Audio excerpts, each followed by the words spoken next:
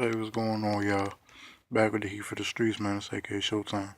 Look, um, want to ask y'all a question, man, because I've been saying this all week, pretty much all through the year, bro. With my Cowboys, man. Y'all know I'm a Cowboys fan, bro, and I'm really enjoying this ride that we on. I just hope we can finish the deal. You know what I'm saying? Is it hard to win with a rookie quarterback in the playoffs? Yes. Is it impossible? No, because I've seen plenty of guys do it. Joe Flacco did it. Ben Roethlisberger did it.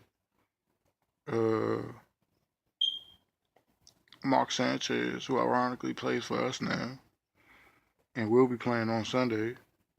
Uh, with Tony Romo, I think they gonna be splitting some time in the second half. I don't know what that means. Both of them get a quarter or what, or how much time they get. But I know both of them will be playing. That's the reports that came out. But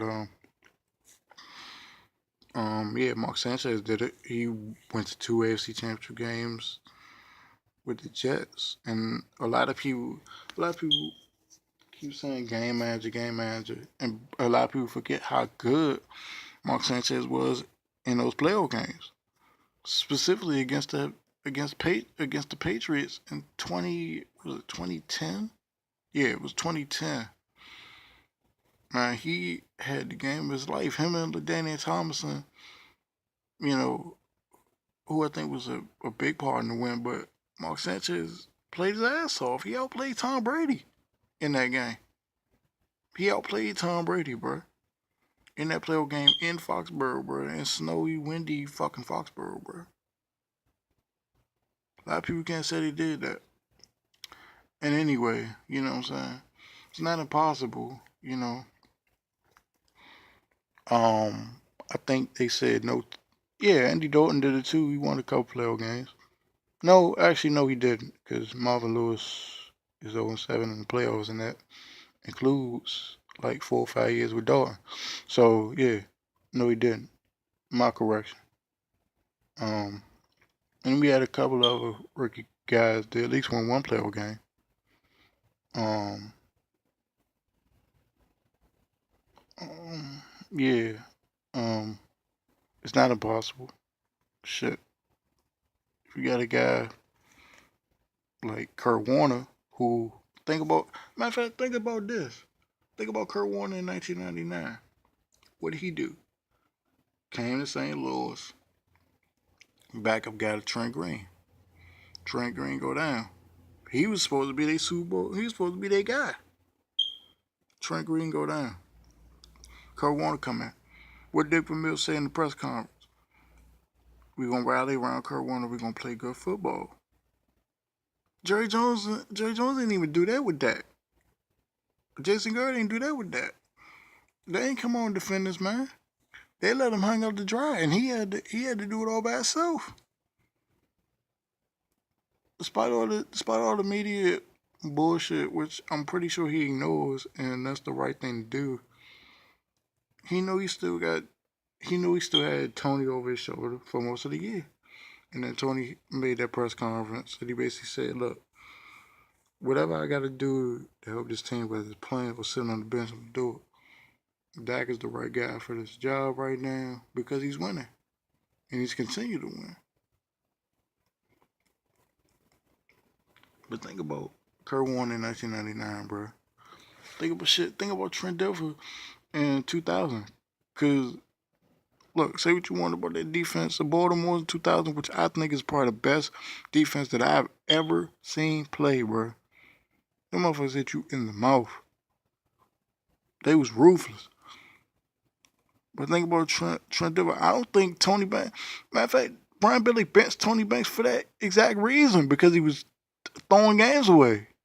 He was costing them games, and he benched them. And he said, "Look, I'm gonna put Trent Dilfer. I'm gonna see what Trent got to do, man." And they ended up winning the Super Bowl. It's happened before. Vince Young won a playoff game or two, I think, his rookie year. It's happened before. Um, it's not impossible to win with a rookie quarterback in the playoffs. It's hard, but it's not impossible. I don't. I think they said no rookie quarterback has ever won a Super Bowl, which I think is true. But like I said, nothing is impossible. But this obsession with Tony Romo, bro, in the media, all throughout the websites and everything, and people keep saying, "Oh, let him play." Uh, yeah, I should let him play earlier. He's better than Dak. If he had the offensive line and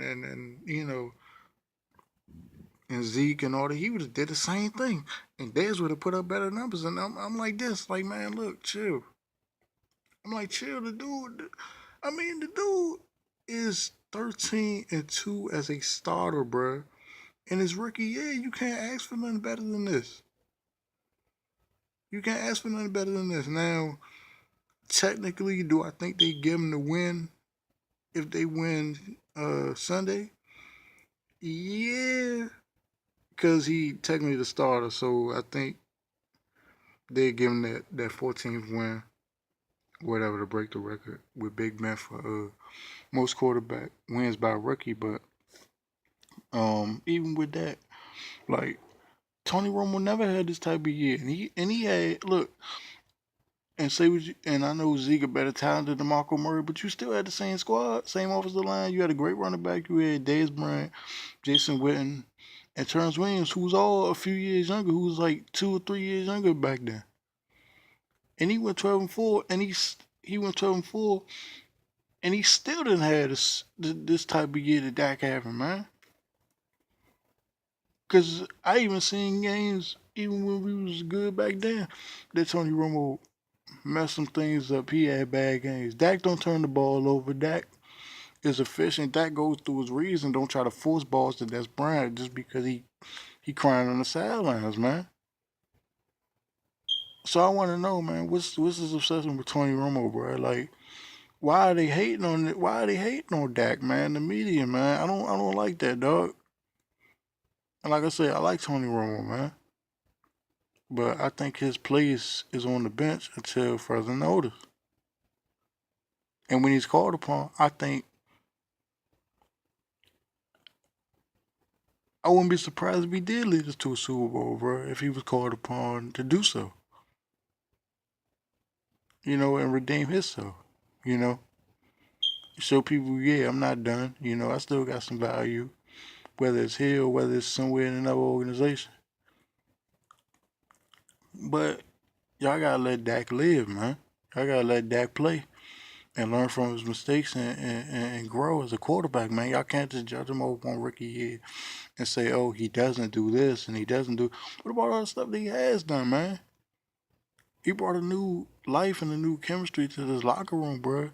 I ain't never seen dudes so confident and play so well, especially on defense, which was supposed to be our Achilles heel. Now we'll see how that holds up in the playoffs, but that was supposed to be our Achilles heel all year, and our defense is actually great in some respects if you look at the numbers. So I ask again, man, what's the point and what's the obsession with Tony Romo, bro? Keep talking about this Tony Romo and Dak thing, man. It's over. I mean, even if you play well on Sunday, man, it don't mean anything unless Dak was to get hurt. Even if Dak struggled, Tony not getting the axe unless Dak get hurt or what I'm saying, or something like that. His days in Dallas might be numbered.